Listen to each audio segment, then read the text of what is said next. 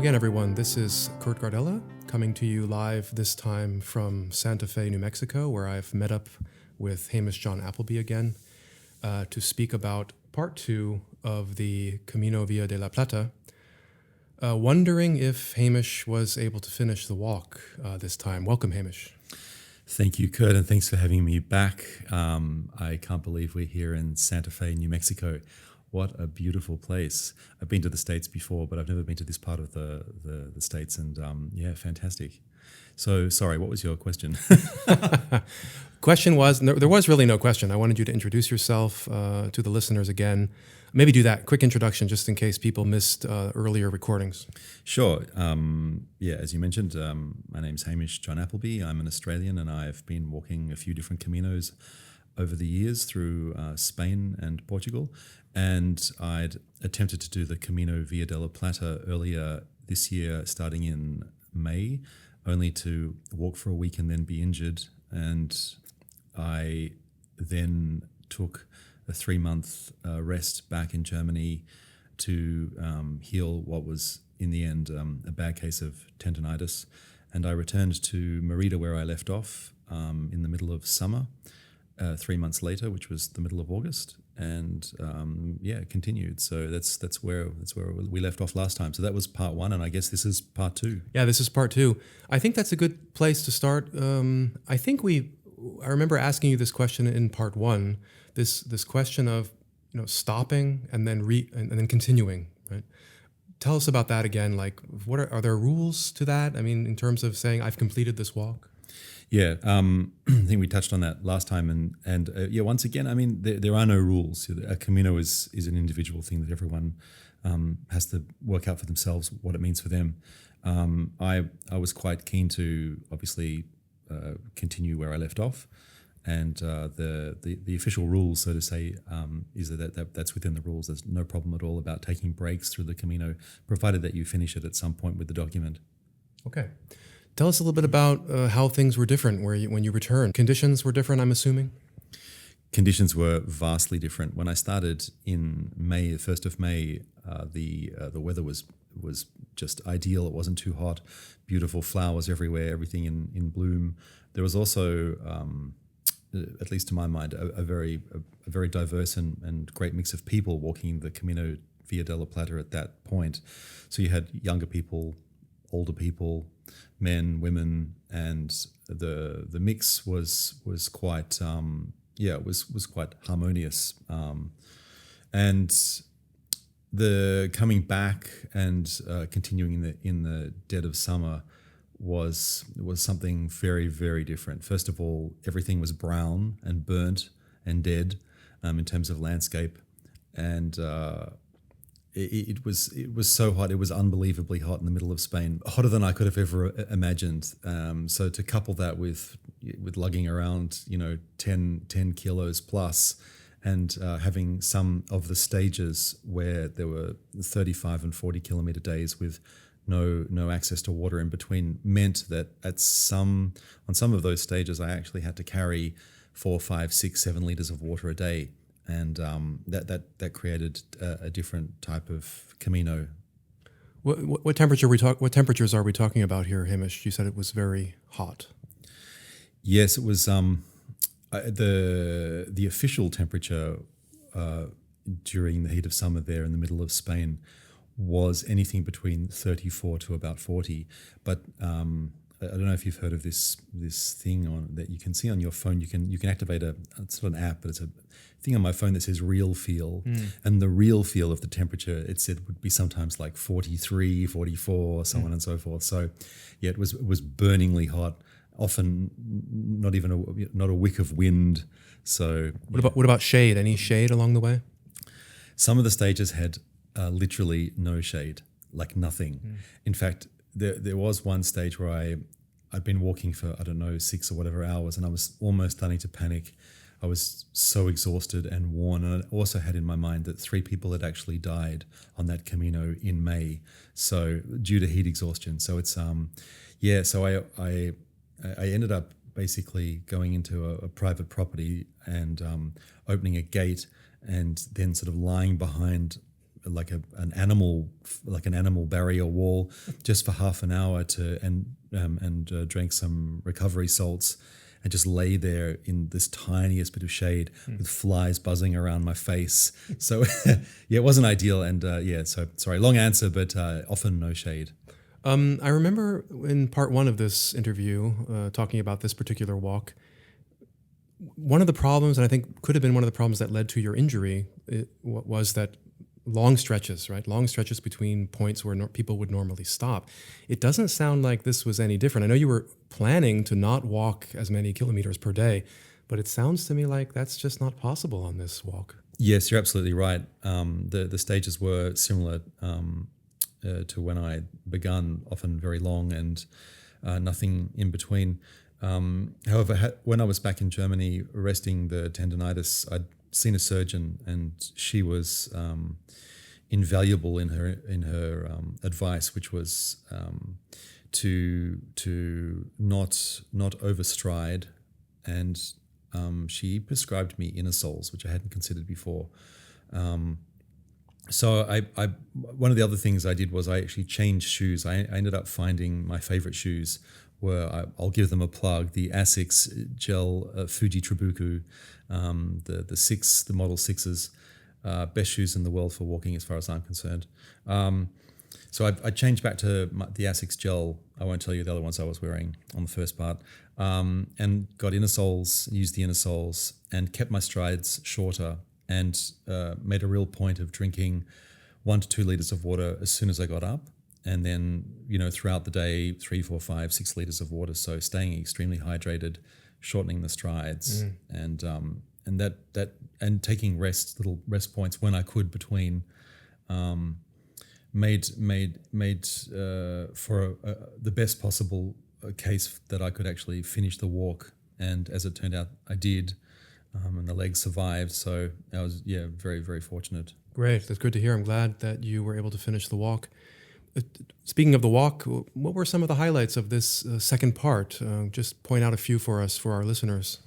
Yeah, well, there are a few interesting highlights. I don't know if you'd call them highlights, but there were a few interesting little adventure things that happened along the way. One of them was, so I was walking in the heat of the day one day, and the sun was at about 12 o'clock. And as I was walking, suddenly this sort of big shadow came over me, and I thought, what is that? And I looked up, and it was this beautiful wedge-tailed eagle, an enormous wedge-tailed eagle. And I don't know if you can think about it, but if a big bird goes directly over you with the sun over the bird, the shadow sort of is like times 10. And so I watched this eagle as I was walking, swooping around. I went, oh wow, what a beautiful bird! And then suddenly there were 2, and I went, wow. So I'm very, very lucky to be able to see these beautiful eagles hunting and looking for mice or whatever they're looking for in the fields. Then there were 10. And then, 10 of them sort of swooping around me and circling. And then suddenly there were 20, and then 30, and then 40. And by that stage, I was really starting to panic. And I was sort of getting paranoid, thinking, well, what if they all just sort of got together and sort of attacked me? And then there were 50, and then 60. And I got out my phone, and I was sort of, typing into Google, can a group of wedge-tailed eagles in theory attack a human? So it was just silliness on my behalf. But it was an amazing sight, but a little scary momentarily. Where did that particular incident take place? Do you remember the location of that eagle incident? It was about 100 kilometers after Merida. So relatively early on in the second part of the walk. Yeah, early-ish on. Okay. Yeah, really in the middle of Spain. Yeah. Hopefully you've got a picture of that included in your slideshow. No pictures. I was just scared. I just wanted to keep walking. Okay. Anything else coming to mind that you'd like to share about this particular leg of the trip? Well, it's possibly interesting to point out that if you do decide to do the Camino Via de la Plata in the middle of summer, the one great advantage is that you'll be alone, if you want to be alone. I walked I think it took me, so I walked to Santiago. I made it to Santiago, and then sorry, my throat's a bit dry. The flight here was the air conditioning or whatever. It was just very drying, so I'm going to have to cough. Give me 1 second. Sorry about that. I walked to Santiago, and then over to Finisterre, and then over to Murcia. So all in all, it was the entire calculation of kilometers was about 1,120 or something. But I've just totally forgotten what you asked me. Oh, the question was anything else coming to mind as maybe a highlight of this particular leg of the trip? Oh yeah, sorry. Yep, back on track. So for the first, so out of that time that it took me, for about 3.5 weeks, I walked almost every day alone. There was just nobody, not a single person on the track. And in the evenings, I was also alone in the albergues or the hostels because there was nobody staying there either. And yeah, as time went by, I'd sort of, I'd meet one person in the evening or something. And the genre of person tended to be a sort of, 60 plus European man.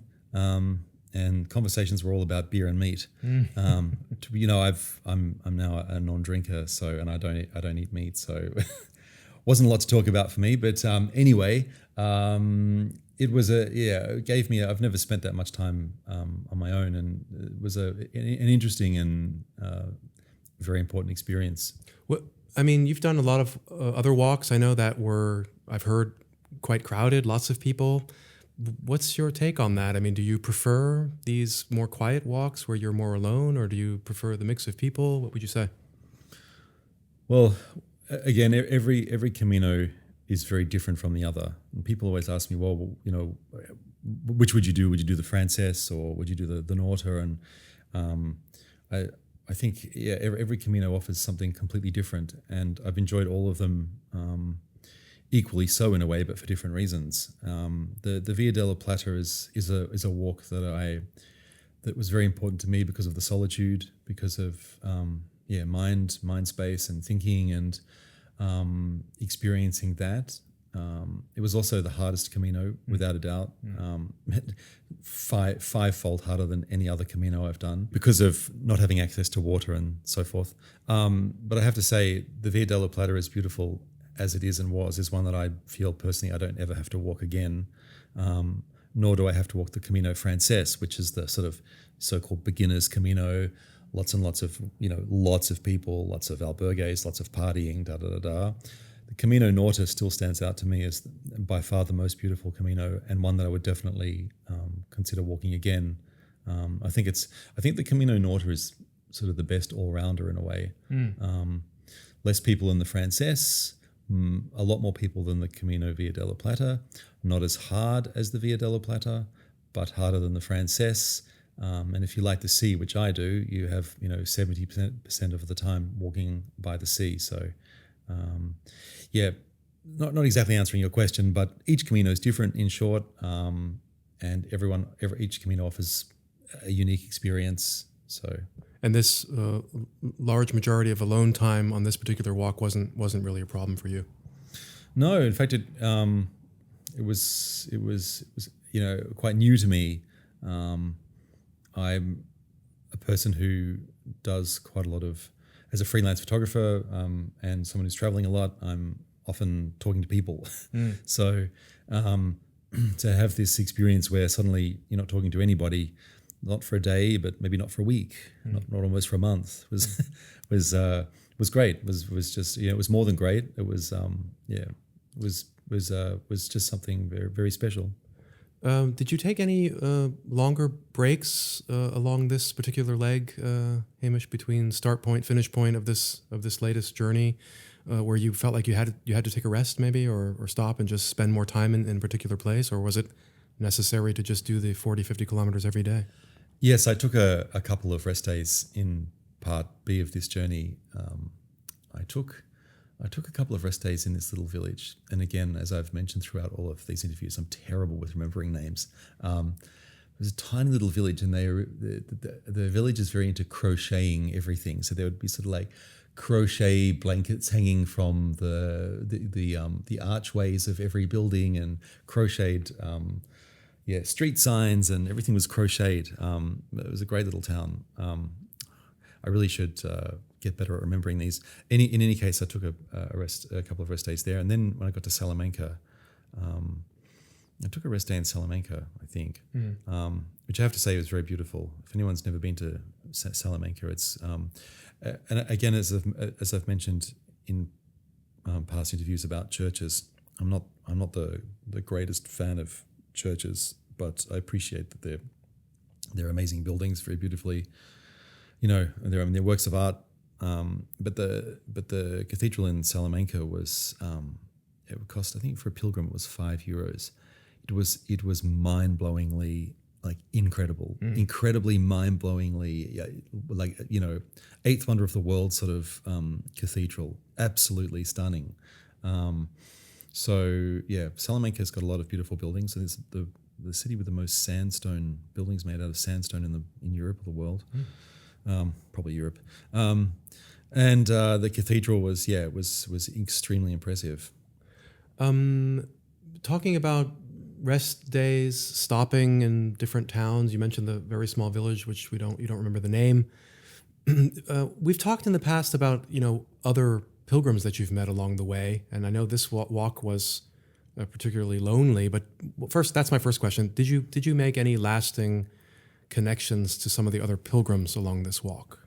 Yes, when I went back to continue this Camino, for the first few days, I met this amazing woman from Spain. She's quite a well-known actor, and another fantastic woman from France. And the three of us hung out for a couple of days.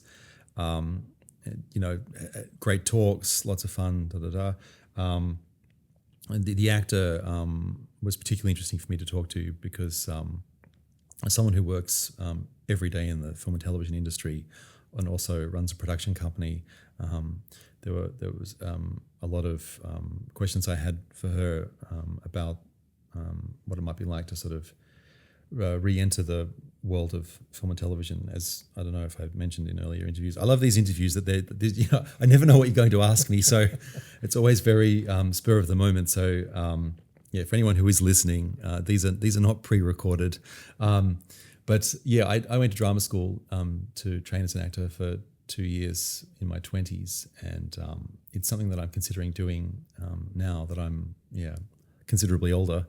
And so having some really good conversations about acting, film and television, voice work, so on and so forth was great. And the other person that comes to mind was a young guy that I met from Goa. He's a Portuguese Goan, and he looks Goan/Indian, but grew up in Portugal and has traveled a lot around the world. And it was very interesting talking to him about how people from all walks of life come up to him, and the first thing they ask him is show me some yoga poses, and what's the best incense to burn, and all of these sort of these are terrible stereotypes of what people think that everyone from Indian background or Indian culture sort of embraces. And as he laughs every time, says I'm the worst yoga person ever. I know nothing about yoga. Don't ask me. And also coming from Goa, which was a former Portuguese colony, it wasn't actually part of India until fairly recently. So it was interesting to sort of get an Indian perspective on life and how inherently naively racist we all are, I guess, without meaning to be sometimes. So and I didn't ask him if he was good at yoga, by the way. We actually spent a couple of rest days. Speaking of rest days, in a monastery in Osteria. It's the one place I remember in Osteria. There's a monastery there. If you do the Camino Via de la Plata, it's a must stay. It is absolutely fantastic. They make their own chocolate. And beautiful place, beautiful experience. Probably the friendliest hospitaliero of all the Caminos ever ran that place. Great experience. And so it was good fun to hang out with him for a couple of days. That brings me to my next question, Hamish. I originally started this question, I'm interested in people you've met, and you mentioned some of the other pilgrims you met. What about contact to the locals? That's always an interesting question for me. You mentioned this last example at the monastery, but deeper contact to some of the local people along the way? Are they interested in the pilgrims who are passing by? That's a good question. I don't speak Spanish. So although I did wherever possible try to speak at least a few sentences every day, and so I actually became quite good at ordering things in a cafe and saying hello and goodbye and how are you and the very very very basics.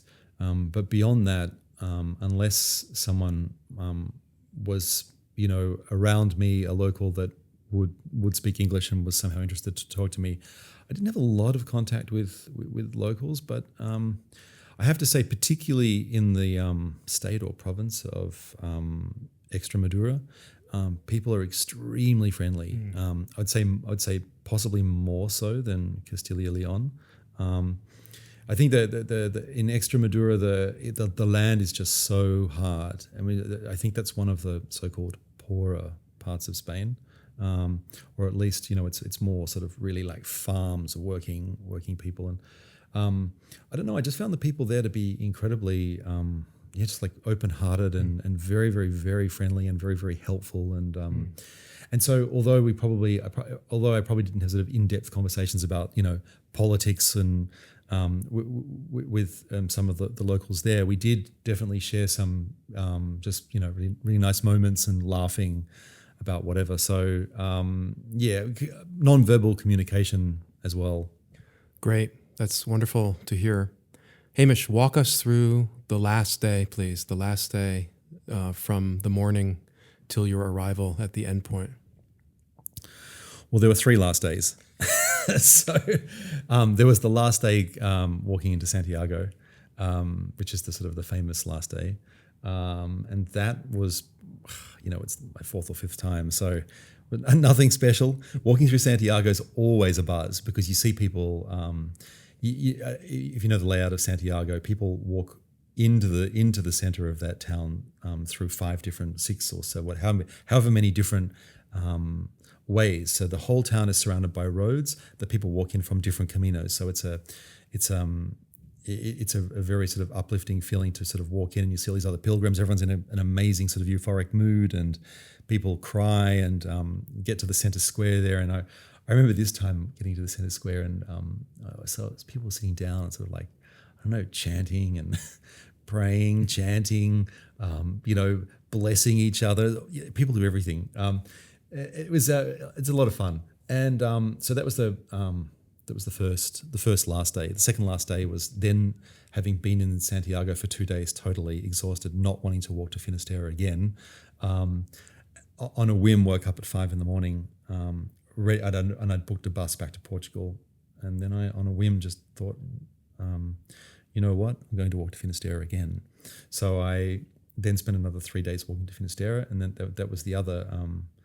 I've done that before, but it was also a sort of a monumentous, walk up the hill and see the lighthouse, and there's more pilgrims crying and hugging each other and jumping up and down. And so the great thing about Finisterre is there's a 000.0 marker.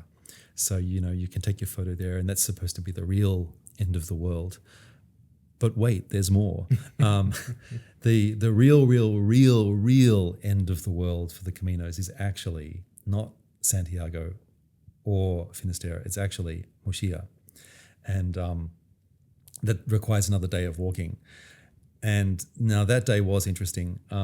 It was the only day where, on the entire Camino actually, was the only day where I woke up and it was raining. And it rained for the entire walk, the entire 7 or 8 hours, or however long it took me, I can't remember. It just rained nonstop the whole time. Rain, and mist and fog. Because, of course, by that time, September had set in and I was up in the Galician mountains, so the weather had changed for that very last part. But I will mention along the way on that very last day, there's a rest stop there, which is somebody's house that they've converted into a sort of a Donativo cafe. You can just go there and make your own bread and make yourself a tea or whatever. And it's a beautiful place. It's got sort of hippie feel. There's, acoustic guitars and upside down lamps and everything you need for sort of a bohemian sort of setting. I love that place. And think that there is a slide of that in the collection that you'll see if you notice it. Those places make Camino special. I mean, how many places do you know in, I don't know, the US or Germany or Australia where you can just sort of like walk in and make yourself, a great meal and then just, give whatever you think is fair, So anyway, and getting to Muxía to the very, very end, soaking wet, was also great because, as you'll remember last time when Johannes was in the studio, Johannes by coincidence happened to be back in Muxía. Yeah, so met up with Johannes in Muxía, and he was there with a friend. So yeah, the three of us actually booked an apartment and spent a couple of nights there, cooking good food, and we went to the it was great. Yeah, Sounds like a great end to a great walk. It was good. So where do we go from here, Hamish? What are your future plans in terms of location, walking? Future plans, there will be, there are a lot of them, which come to fruition, we'll have to see. I'd like to walk the Shikoku in Japan. I'd like to walk the Israel National Trail. And as I'll be rebasing myself, at least for a while, indefinitely at this stage in Australia, there's apparently a fairly new Camino that's been sort of opened along the Great Ocean Road. So I would like to possibly walk that. I think it's a small Camino, but would be amazing. It's a beautiful part of Australia. And I'd like to see what other Caminos are offered in Australia. I mean, it's a different experience. I think it's more there. You're carrying food in a tent, but still there are some amazing walks in Australia, and I'd be interested to do some of those. But in the immediate future for my next big Camino project, I think the Shikoku could be it, but we'll have to see. Great, Hamish. Wishing you all the best with those future walks and everything else, your return to Australia. And I'm looking forward, and I hope our listeners are also looking forward to further reports about future walks. Thanks, Kurt. And let me pay for these coffees, please. By the way, this is a great cafe. Yeah, I know. Counterculture, one of my favorites in Santa Fe. Yeah, fantastic. And thanks very much again for taking time out to talk to me. It's always fun catching up with you, and to have been able to catch up with you and talk about Caminos in different parts of the world has been a real pleasure. Thanks again. Thank you too. Looking forward to the next one. Bye-bye. Bye, Kurt.